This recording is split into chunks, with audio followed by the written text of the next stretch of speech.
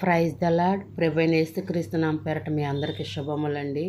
ఈరోజు బైబిల్ స్టడీలో మనం ధ్యానం చేయబోతుంది సామెతలు 8వ అధ్యాయం 1వ వచనం నుంచి 5వ వచనం వరకు మనం ఈరోజు నేర్చుకుందాం.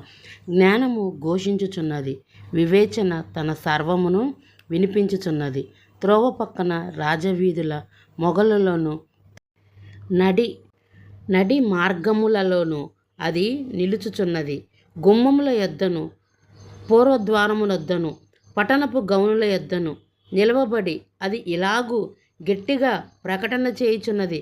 మానవులారా, మీకే నేను ప్రకటన చేయుచున్నాను, నరులకు మీకే నా కంఠస్వరము వినిపించుచున్నాను.